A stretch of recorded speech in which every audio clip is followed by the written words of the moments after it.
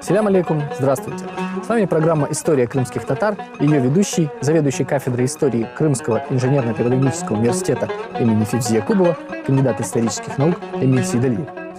И сегодня мы с вами поговорим о городе, в месте которого хоть и были в ранние времена небольшие поселения, но известно о них мало, и хронологически они не связаны. Речь пойдет о Балаклаве, крепости, построенной генуэзцами и названной ими Чембала. Есть сведения, что греческие и византийские авторы Балаклавскую бухту называли Сембалом. В окрестностях современной Балаклавы археологи обнаружили следы, свидетельствующие о том, что человеческая деятельность началась здесь в эпоху мезолита. Среди находок встречаются таврская керамика и бронзовые наконечники скифских стрел. Найдено тут и римское укрепление, но наибольшее количество артефактов связано с византийским периодом. Некоторые авторы предполагают, что византийское укрепление Сембалон было разрушено наряду с Херсонесом во время прихода сюда монголов примерно в 1278 году. Название же Балаклава происходит от татарского «балакюве» – «рыбье гнездо». Воды Балаклавской бухты всегда были богаты рыбой. Название крепости в форме Балыкая приводит в своем труде «Хождение за три моря» русский путешественник Афанасий Никитин. И море было, проплыл, да занесло нас к Балаклаве, а оттуда к Гурзуфу и стояли здесь 5 дней. В итальянских документах и на средневековых картах город именуется Ямболи или Чембала. Вероятно, уже после захвата итальянских колоний в Крыму за городом окончательно закрепилось крымско-татарское название Балаклава. Мы с вами уже знаем, что генуэзцы включились в торговлю в Северном Причерноморье и со второй половины XIII века стали активно застраивать крымское побережье своими городами-колониями и теснить здесь постепенно венецианцев. Вероятно, в 40-е годы XIV века они основывают свою торговую факторию и на берегах Балаклавской бухты. Подтверждение этому мы находим в одном из документов архива Генуи, из которого следует, что в 1344 году нотариус Роландо Соричетто оформлял в городе сделки для Паоло ди Подио. Городок в это время только обзаводился оборонительными сооружениями, и изначально они были представлены земляным валом и деревянными конструкциями. Весной 1345 года золотоордынское войско, не преуспев во взятии Кафы, направилось к Чембалу. Его жители были вынуждены прятаться в окрестных горах. Монголы сожгли город и разрушили укрепления, а итальянцы вскоре смогли вернуться в Чембало и начали его восстанавливать. Письменные источники второй половины 40-х годов XIV века фиксируют активную вовлеченность порта Чембала в черноморскую торговлю. Следы земляных укреплений раннего этапа существования поселения на Чембала фиксируются на плане 1850 года, составленного для графа Уварова. Они располагались на восточном склоне горы Кострон и представляли собой ломаную линию из вала и рвов. Впоследствии, на современном этапе, археологам также удалось зафиксировать следы этих земляных укреплений. Вероятно, под защитой этих первичных оборонительных сооружений генуэзцы приступили к активному строительству. Согласно надписи на одной из самых ранних строительных плит, в 1357 году консул Чембала Симоне дель Орто начал возводить в городе каменные оборонительные башни и стены. Археологические работы 2006 года подтвердили данные этого источника. Поблизости от земляных укреплений были найдены башни-донжон и куртины второй половины XIV века, перекрытые сооружениями 1467 года. В этой цитадели, вероятно, находилась администрация фактории, а согласно письменным источникам, в 1374 году тут же размещались 36 латинских наемников. Размещение замка на горе Кострон не позволяло полноценно контролировать вход в бухту и порт города.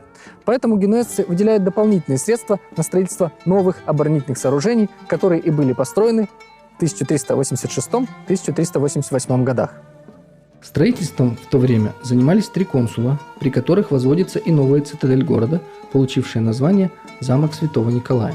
Оборонительные сооружения теперь включали 4 башни, стены, донжон, в котором также размещались резиденция консула, жилые и хозяйственные помещения, капелла, цистерна для воды. Как следствие, к 1388 году в Чембало существовали 2 замка, обеспечить охрану которых одновременно было затруднительно. Поэтому в целях экономии более ранние фортификационные сооружения на вершине горы Кострон были разобраны. Вероятно, эту ситуацию и зафиксировали раскопки 2006 года. В соответствующем слое нет никаких следов пожара либо военных разрушений. Хорошо защищенная бухта обусловила важное стратегическое значение крепости Чембала. Новопостроенный город активно участвует не только в международной торговле, но и обеспечивает местный рынок. Здесь продавали кожу, зерно, лен, вино, овощи, фрукты, а из Европы привозили текстиль. Кроме торговли, развивалось чем было и кораблестроение. Наряду с портом тут была оборудована верфь. В письменных источниках содержатся сведения о том, что 26 марта 1393 года между дожем Генуи Антонио ди Монтальдо, советом старейшин Генуи, с согласия Официи Монеты с одной стороны и Бургензи Скафы Джованни ди Сан-Донато, совладельцем и патроном Навы, строящейся в Чембало с другой, был заключен договор. Нава в данном случае и означала место строительства кораблей.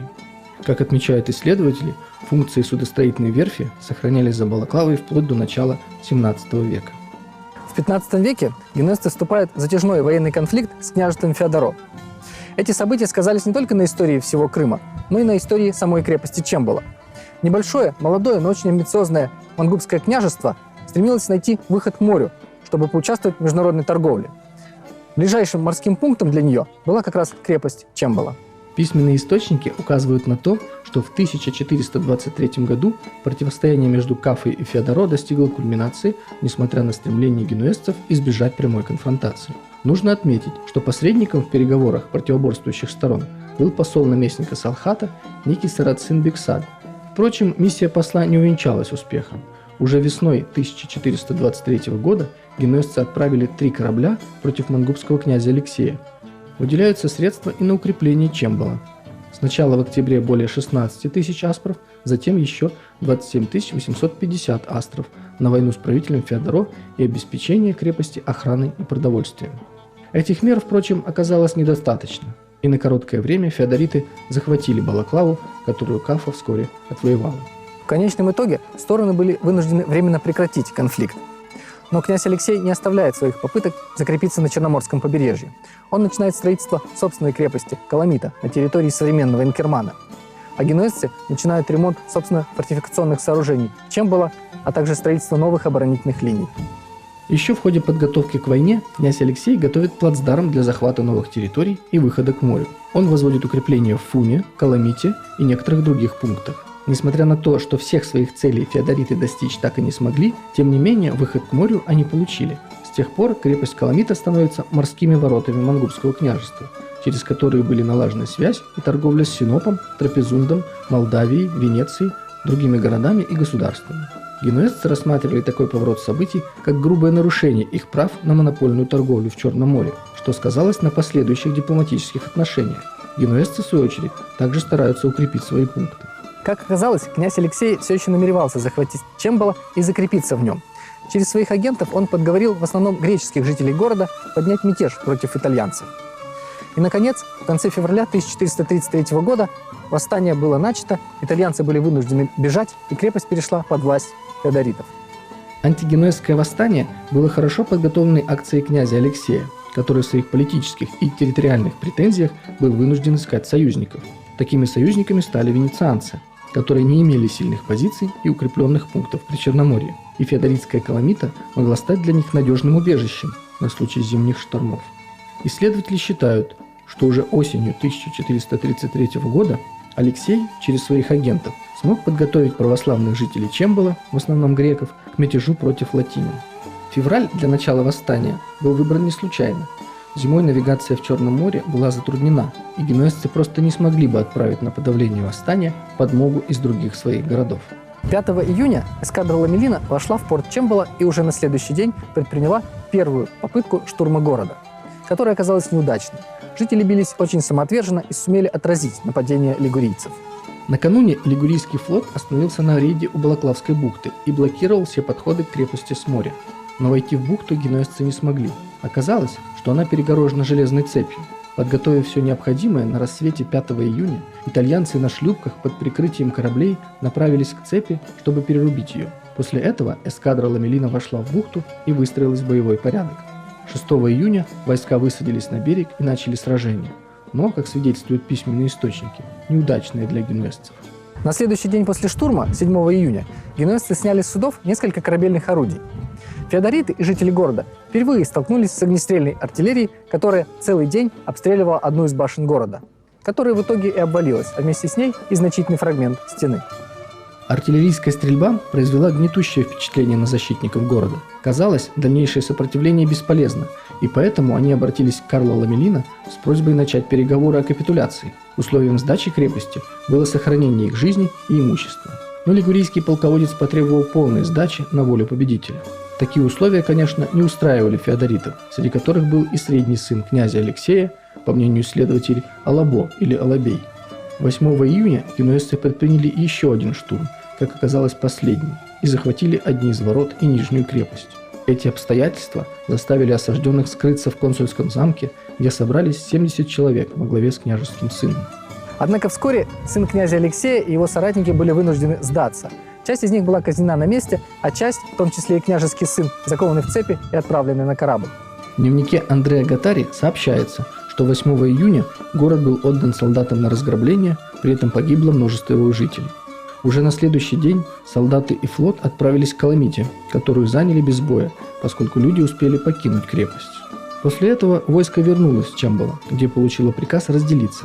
Сухопутная часть отправилась грабить внутренние поселения Готии, а морская двинулась вдоль берега, разоряя прибрежные селения. История Чембала последующих почти 2 десятилетий изучена крайне слабо. Причины тому – отсутствие данных письменных источников. Известно лишь, что в фактории постоянно вспыхивали беспорядки, которые пытались разрешить назначаемые из метрополии консулы. Последствия разрушений, возникших в результате последней войны с Феодоро, были устранены лишь в 1449 году.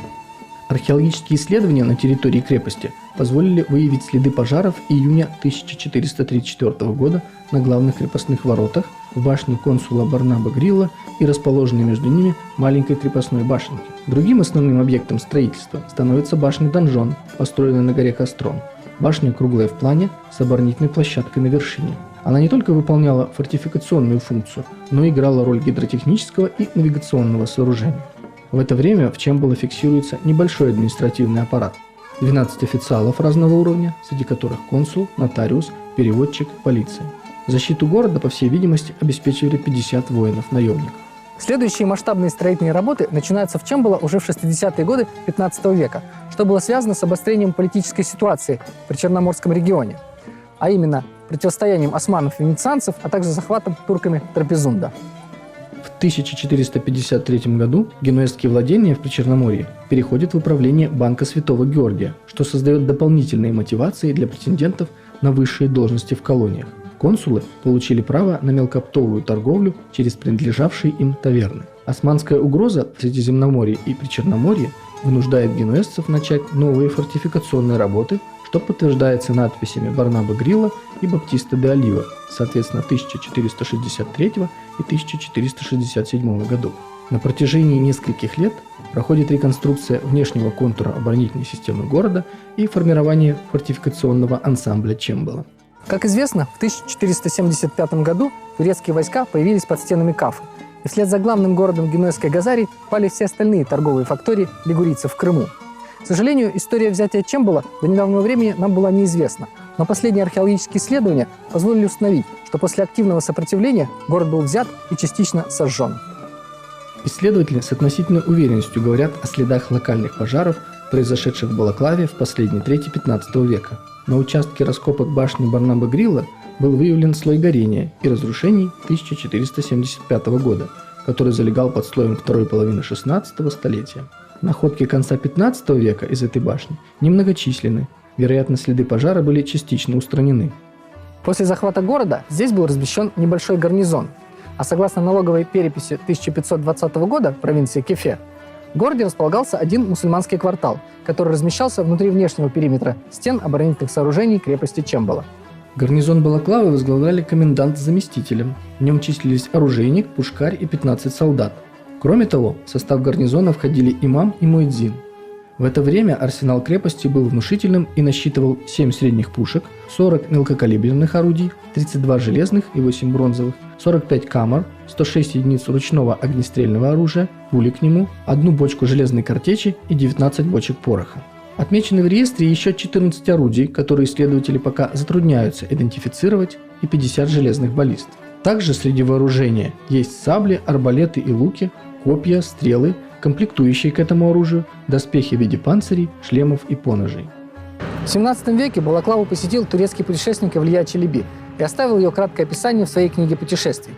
Сообщает он некоторые обстоятельства, связанные с происхождением названия города, а также о факте захвата города турками. Татарский народ называет ее Балаклагы-Керман. По словам летописцев Дженевы, то есть летописцев генуэзских неверных, эту крепость Балаклаву построил в 882 году до рождения величайшего из пророков при смерти Искендера Великого в страхе перед несчастными заблудшими салсалами король крепости под названием Дженева, что на языке генуэзском означает. Из-за изобилия рыбы народ татарский называет ее Балаклага. Затем, в эпоху султана Баязида Вели, великий военачальник Гедик Ахмед Паша при содействии Менгли Герайхана силой и мощью взял ее могучей дланью из рук генуэзских франков. Один из вельмож генуэзского бана убежал в Азов по Черному морю. В море вельможу генуэзского бана перехватили и взяли в плен вместе с 500 кораблей. Это подробно описано в татарских историях. По сообщению османского путешественника, на территории пригорода Балаклавы было две мечети – соборная и квартальная. Также он говорит, что здесь была баня, маленький постоялый двор, около 80 лавок и другие постройки. Если пойти вниз от этой крепости, на углу залива, встретишь пригород с двумя михрабами, один из которых соборная мечеть, а другой – квартальная. Здесь два квартала, 200 домов, крытых черепицей, жмущихся к скалам по 2-3 друг на друге. Большинство из них построены из дерева. Есть там маленькая баня и маленький постоялый двор, а также 80 лавок. На берегу моря здание таможни. И всего 70 домов греческих неверных. Из-за того, что это каменистое место, в этом пригороде совсем нет садов и виноградников. Здесь нет также источников, они пьют воду жизни из колодцев. Встречаются родники чистой воды. Порт может принять 500 судов. Он защищен от 8 ветров и безопасен. В этом заливе круглый год ловят рыбу, счет которой знает лишь Господь. Поэтому город называют Балаклава. Все его население занимается рыболовством и морским делом.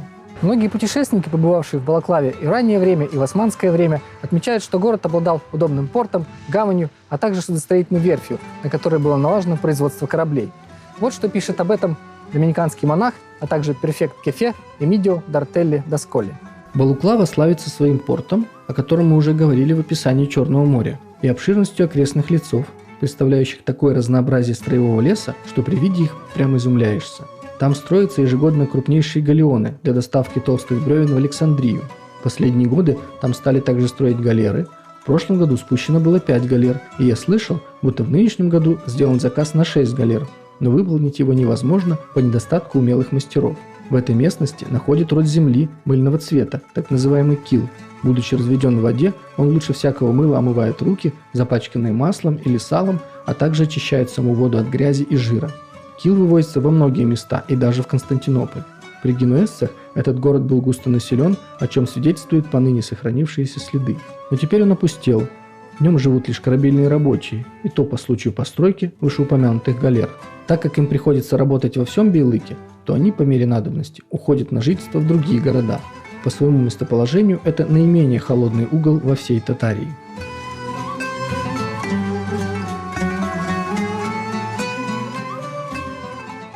Турки, вероятно, не придавали большого значения Балаклаве в системе оборонительных сооружений Черноморского побережья, чем и объясняется относительно небольшой гарнизон города. Известно, что в 1624 или 1625 году казаки в результате набега захватили и некоторое время удерживали Балаклаву и Кефе.